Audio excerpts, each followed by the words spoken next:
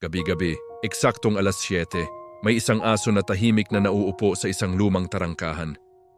Ulan, bagyo, nagyayelong hangin, wala siyang pinapalampas. Sabi ng mga kapitbahay, hinihintay niya ang isang taong hindi nababalik.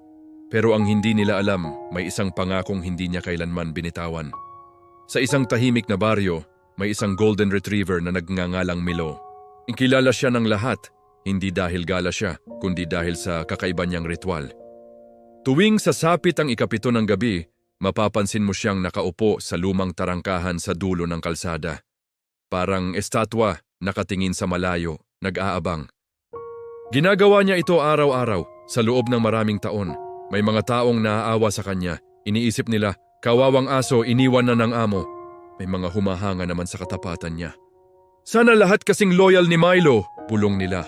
At mayroon ding mga nagtataka. Ano nga ba ang kwento sa likod ng paghihintay na ito? Pero kung may isang taong lubos na nakakaintindi kung bakit, si Lara iyon, ang dating amo ni Milo. Siya ang dahilan ng lahat.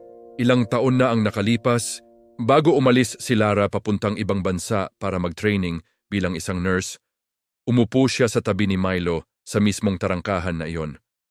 Niyakap niya ito ng sobrang higpit, na para bang ayaw na niyang bumitaw. At sa gitna ng kanilang huling sandali, bumulong siya, "Hintayin mo ako ha, babalik ako, pangako."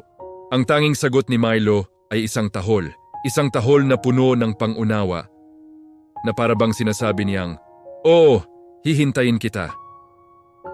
Iyon ang naging sumpaan sa pagitan nilang dalawa. Isang pangakong hindi nakasulat sa papel, kundi nakaukit sa kanilang mga puso.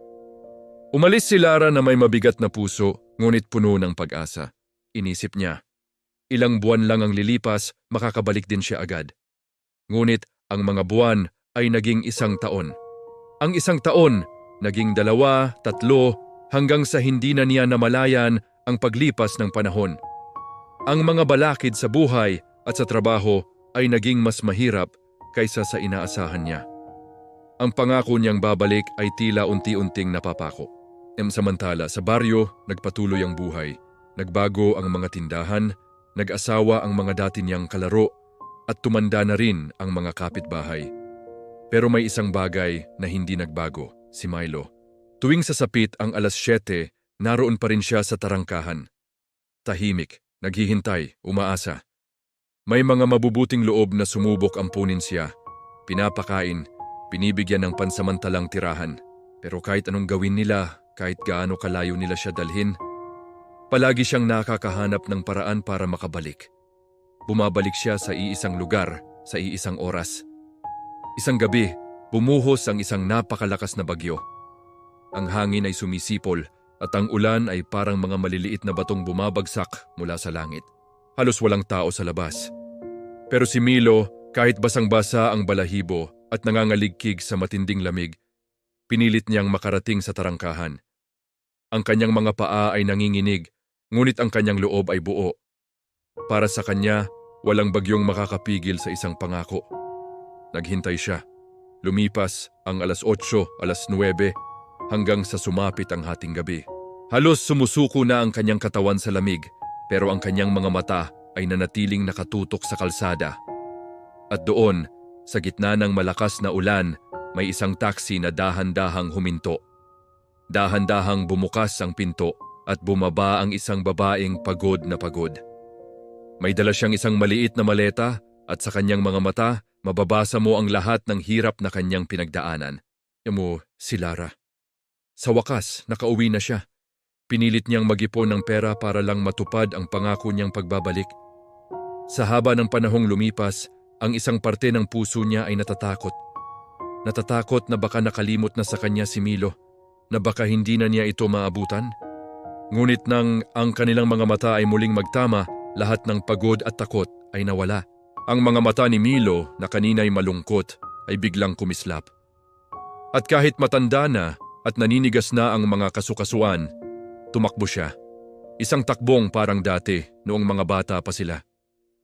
Tumakbo siya papunta sa yakap na matagal na niyang hinihintay. Napaluhod si Lara sa kalsada, umiiyak habang yakap-yakap ang kanyang tapat na kaibigan. "Hinintay mo ko, Sa lahat ng taong lumipas, hinintay mo talaga ako. Tanong niya habang humahagulgol. Bilang sagot, tumahol si Milo at paulit-ulit niyang dinilaan ang mga pisngi ni Lara na basa ng luha at ulan.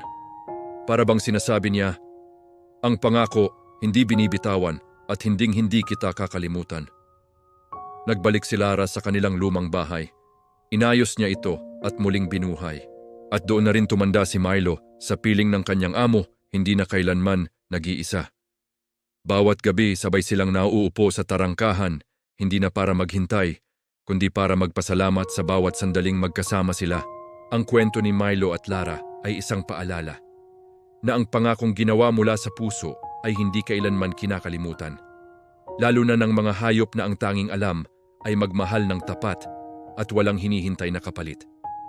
Naniniwala ka ba na ang mga hayop ay kayang tandaan ang isang pangako at pagmamahal ng panghabang buhay? Ibahagi mo naman ang iyong kwento sa comments section. Maraming salamat sa panonood. Kung nagustuhan mo ang kwentong ito, huwag kalimutang mag-like, share at mag-subscribe para sa mas marami pang nakakaantig na istorya.